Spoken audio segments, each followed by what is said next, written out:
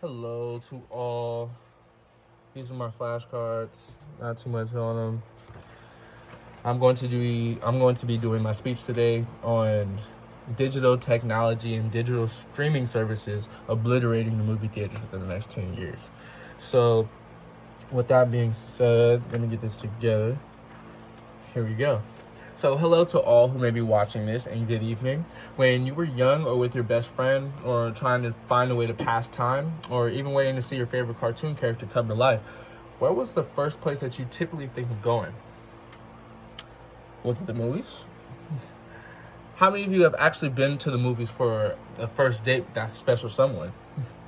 With speculation of never resuming our past life full with social interaction and manual manifestations, today I will be discussing the likelihood of movie theaters still being around in the next 10 years. In these socially distant times with technology on the rise and quickly demanding its relevance, some would consider movie theaters are to be obsolete in the upcoming years. I've done some research to refute this idea, and professionals are convincing that it is not necessarily ideal that movie theaters will be gone very soon.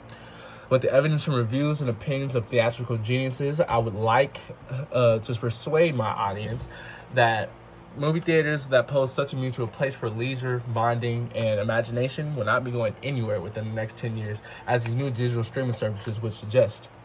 Which leads me to my first point, which was found in a New York Times article that interviewed the directing brothers of the film we've all fixed our attention to recently, Avengers Endgame.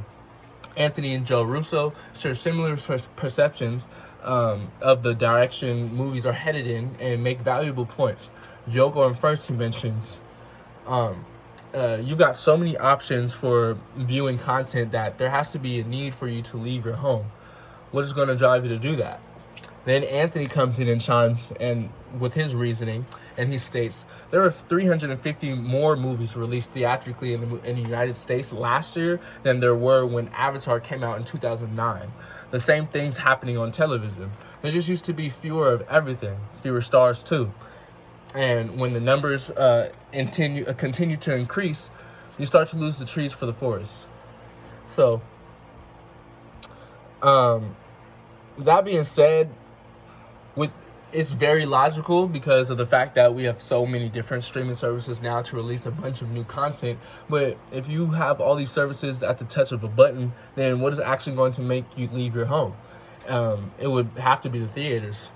Anthony made a significant suggestion to the point of the influx of screenwriters, stars, and producers that there just isn't enough space for everyone.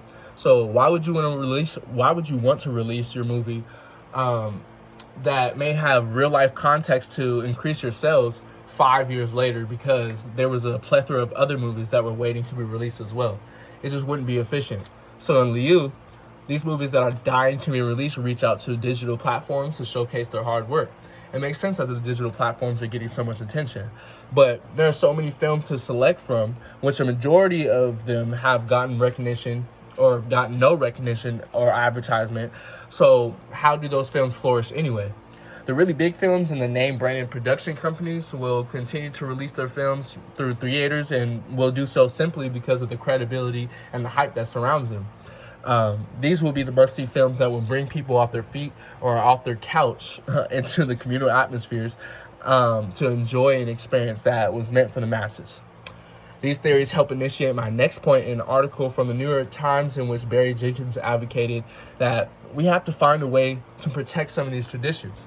So I think that screening in a theater will always be a qualification for the Academy Awards. I truly do. Part of this is going to be to ensure that we always share a communal experience watching movies in a theater. With that being said, he's referring to traditions such as Emmys, Grammys, Oscars, and the Academy Awards. For those who participate in filmmaking, also including tradition for the average consumer like regular theatrical movie-going, $1 movies, movie drive-ins, or even movie premieres and debuts so the audience can meet the stars. And don't forget about the treats either, from the sodas and the Slurpees to the hot dogs and popcorn that to keep the vibes going and the lines flowing. These are some of the numerous things that make up our traditions. So what are movies going to do to make sure they make it through and stay relevant through this pandemic? Universal Mall Theaters has closed. I'm sorry. this actually brings me to my next point, that I discovered through an article found in the Los Angeles Times mentioning Universal Mall theaters has been closed since last week because of spreading coronavirus outbreak. The 3-screen exhibitors' revenues shrank to zero. 20 employees' hours were scrapped, so owner Marco Mera, 67, got creative. The company started selling popcorn for curbside deliveries, mimicking how shuttered restaurants across the nation have tried to stay afloat. The theater advertised Go Large popcorn starting at $3 that caught the attention of a local DJ on the radio who promoted it on the air. On Sunday, the multiplex sold roughly 200 tubs of popcorn. So keeping the relevancy somewhere, right? This shows that millions of Americans that are forcing themselves to convert to the new way of life.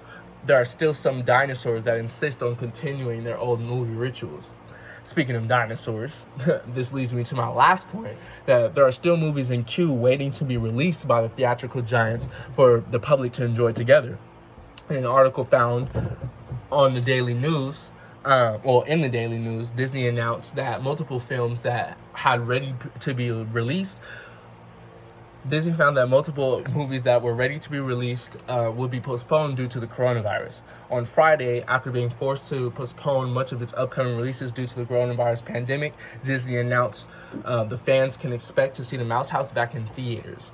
So this could be the very argument that provokes movie theaters as well, just because of the uncertainty of people actually wanting to get out and go back into the public with their fellow strangers, right? But that being said, that is actually going to create a lot of speculation for the return. Something as simple as this will leave fans in suspense.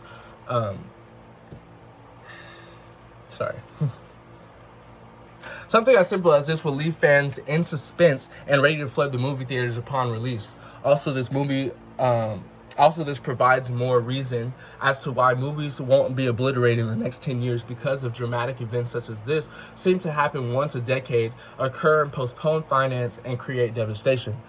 The movies will continue to release the movies that are waiting for their spotlight, and consumers will continue to find ways to ease their minds in a community that shares the same crisis. So, in conclusion, the movie theaters will not be obliterated in the next 10 years. Because of award shows, social urgency, and the movies industry's most popular productions demanding attendance only at theaters before the delayed digital release. Thank you.